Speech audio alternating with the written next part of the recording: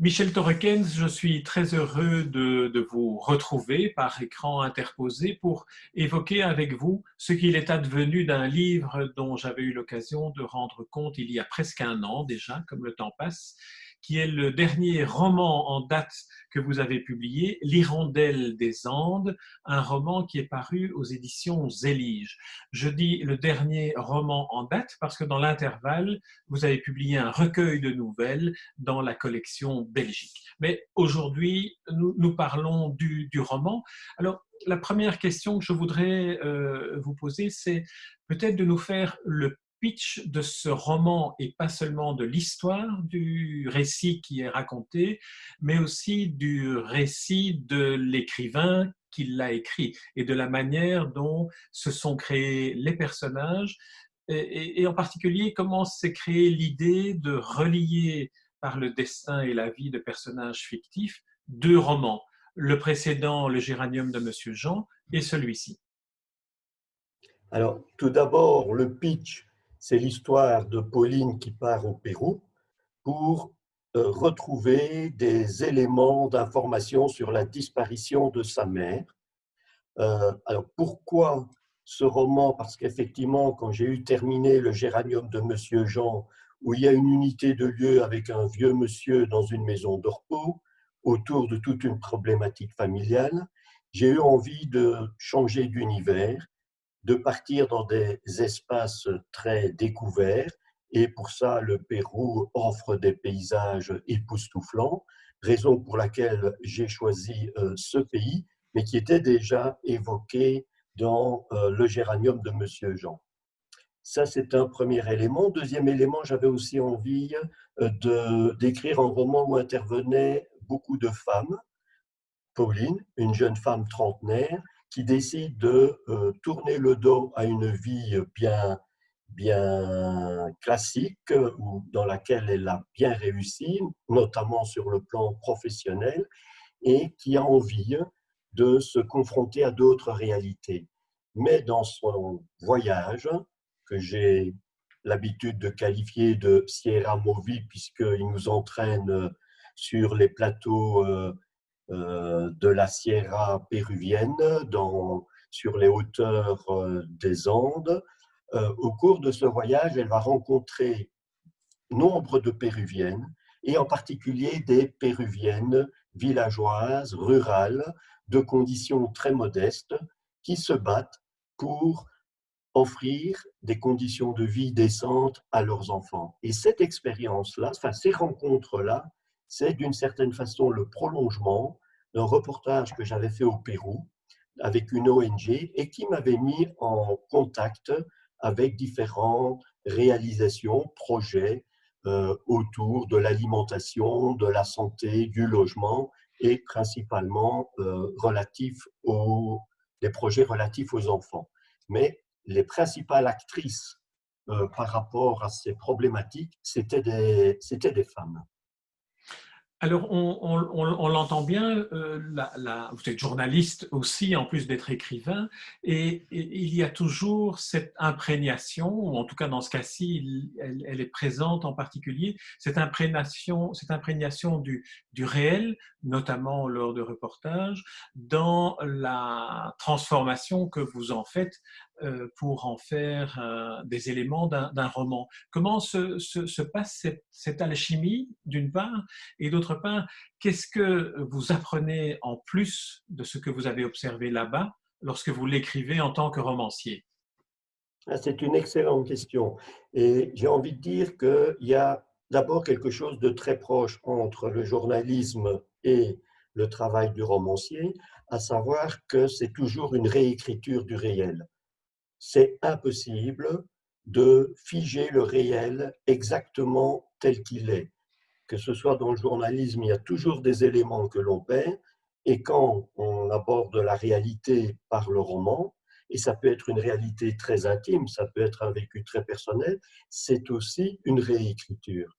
La différence, c'est que le travail du journaliste vise à l'objectivité, tandis que le travail du romancier, il est essentiellement subjectif, ce qui permet notamment d'amener des émotions d'amener aussi toute une sensualité qui n'est pas nécessairement présente dans le journalisme, ou en tout cas où les possibilités sont plus limitées. L'espace aussi d'écriture est très différent. Un article est conditionné par un nombre de signes. Dans le roman, on a quasiment carte blanche. Le romancier est tout à fait libre de ce qu'il a envie de faire. Un journaliste, pas du tout. Il n'a pas cette autonomie, même par rapport, non seulement par rapport à la ligne rédactionnelle de son journal, mais aussi par rapport à son public. Par contre, le roman offre une liberté absolue au romancier. Et ça, c'est un luxe extraordinaire, un plaisir aussi. On se sent un peu démiurge, on peut sauver son personnage, on peut le condamner, on peut lui prêter les pires sentiments, on peut l'habiller des meilleures qualités. On a une totale liberté.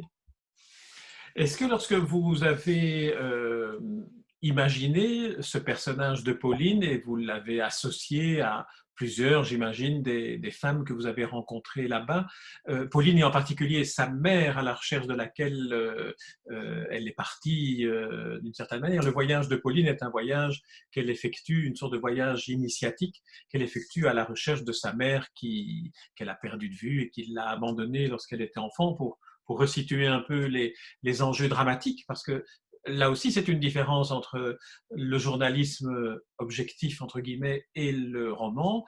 C'est la part de la tension dramatique que le romancier a presque besoin d'utiliser pour mettre davantage de relief sur ses personnages. Alors, comment est-ce que vous avez procédé et comment est-ce que vous avez fait les choix de la tension dramatique en regard de la réalité que vous avez observée et de ce que vous vouliez faire savoir de vos personnages?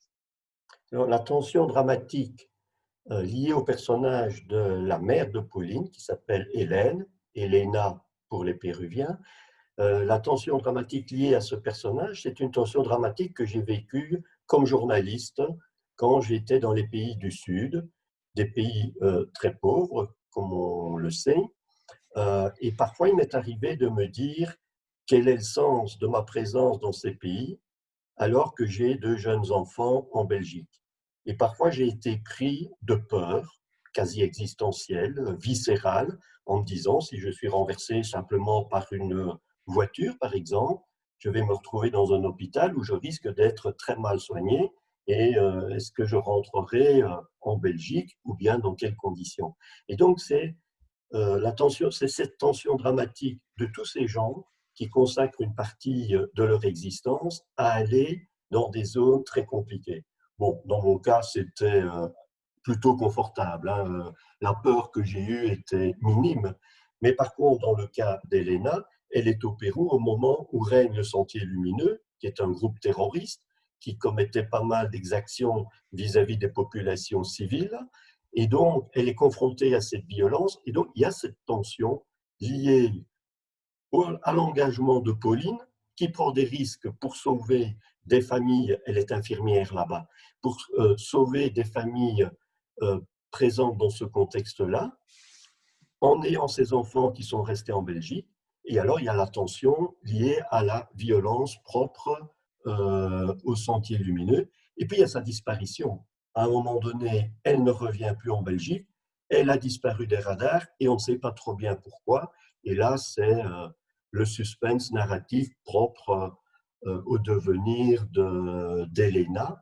Et Pauline, qui était dans la famille celle qui avait le plus de mal à accepter le départ de sa mère, est finalement celle qui va faire la démarche de partir à la recherche de la mère.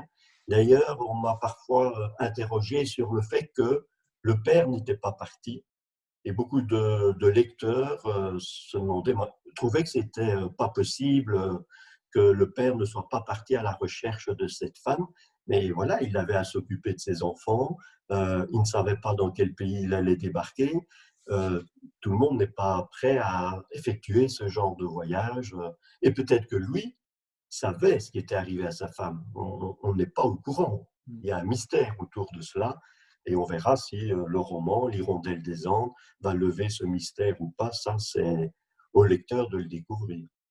Mais la tension dramatique la plus romanesque, je dirais, est aussi celle qui participe de ces questionnements de Pauline, qui veut aussi savoir quelle est la raison pour laquelle une mère abandonne ses enfants, qui étaient des enfants en bas âge à l'époque, bien entendu aux soins de leur père, donc ce n'est pas un abandon total, mais il fallait quand même identifier une motivation assez forte pour justifier aux yeux d'un enfant que sa propre maman l'abandonne au profit de cette vocation-là. Il y a quelque chose d'assez mystique et d'assez intégral dans cette démarche.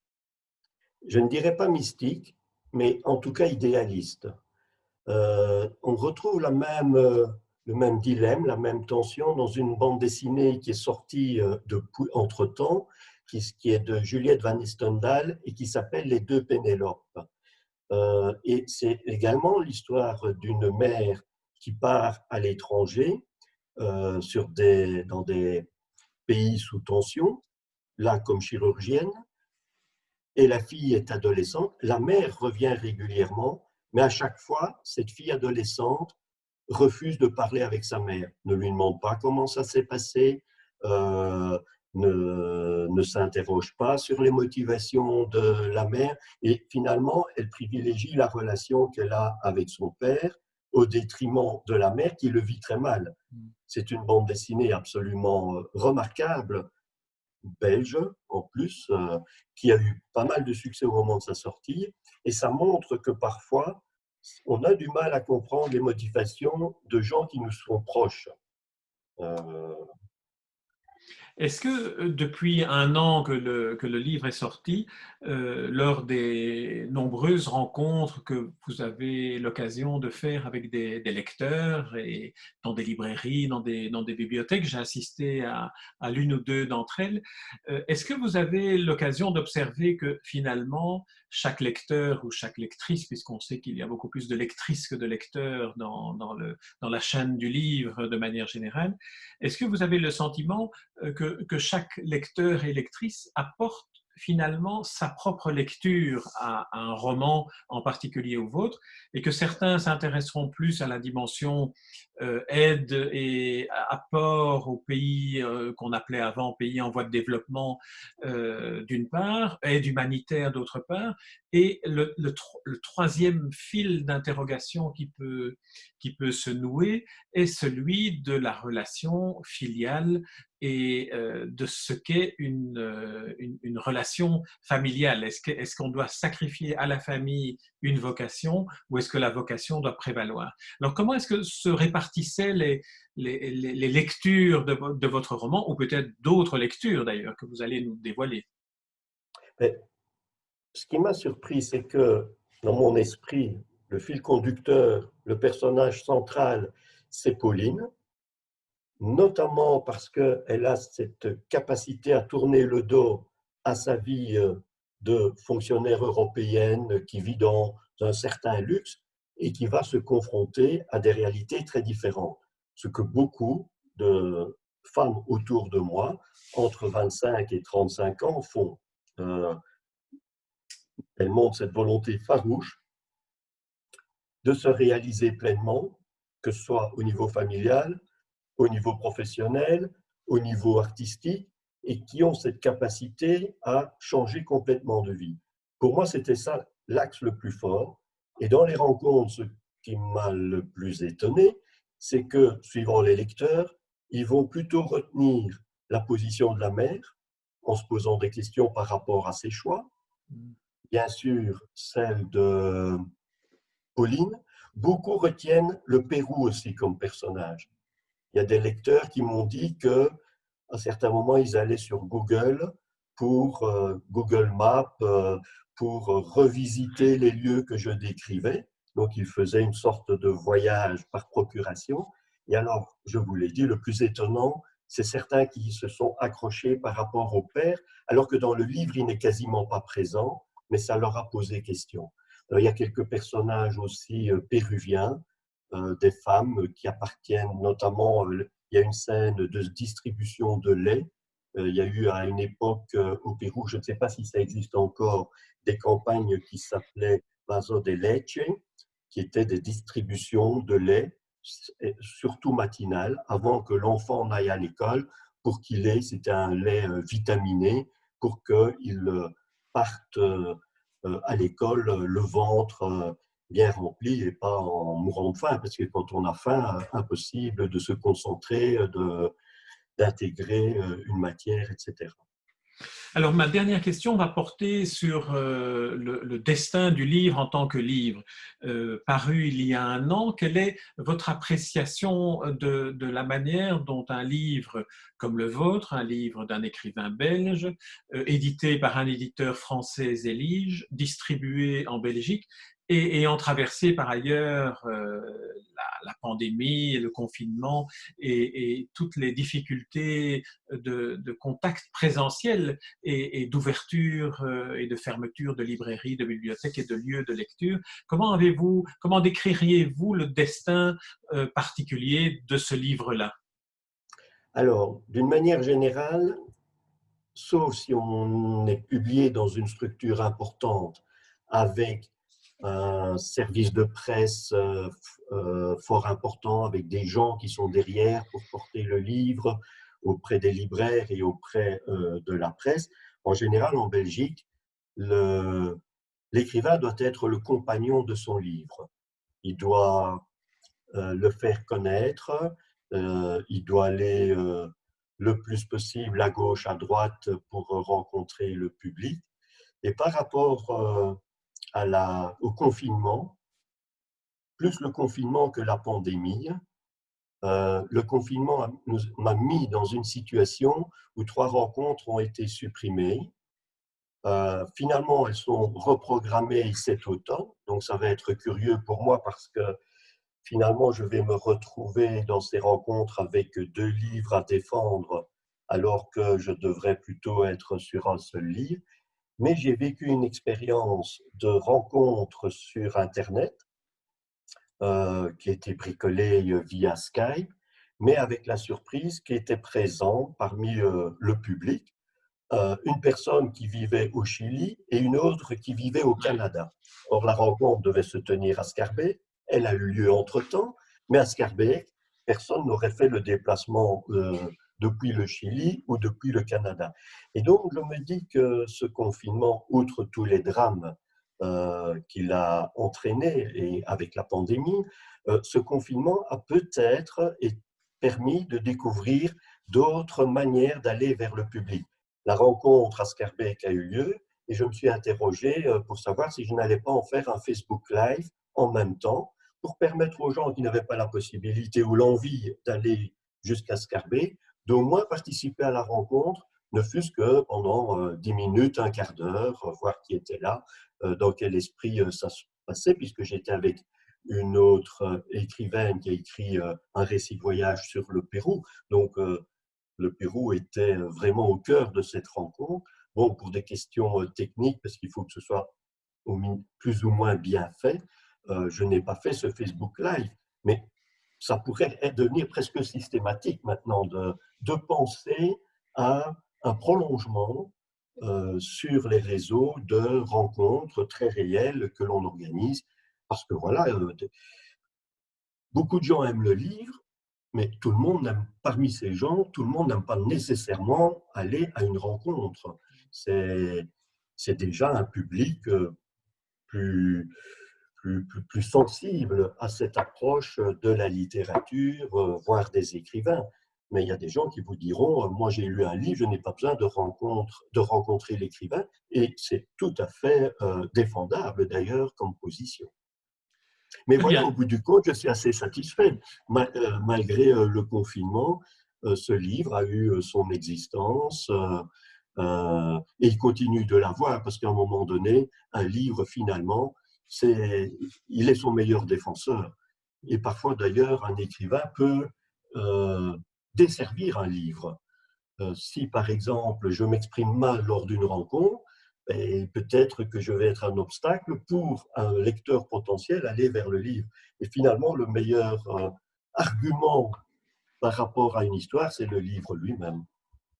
Eh bien, Michel Torreken, c'est sur cette proposition extrêmement modeste, parce que vous défendez très bien votre livre, non seulement vous l'écrivez bien, mais vous le défendez très bien aussi. C'est sur cette constatation que nous allons nous quitter. Notre prochain rendez-vous, je l'indique déjà, ce sera pour parler du recueil de nouvelles Belgique que vous publiez par ailleurs. Merci Michel Torreken. Je rappelle le titre du livre, L'Hirondelle des Andes, paru chez Zélige à la fin de l'année 2019 et Je dont vais on parle. préciser, et je vais préciser dans une collection Vent du Nord, qui est une collection d'auteurs belges, dont le dernier titre s'intitule L'ivresse des livres, qui est tout un programme. Très bien, je vous remercie pour cette page de publicité en miroir. Michel Torrekens, à très bientôt. À bientôt, merci beaucoup.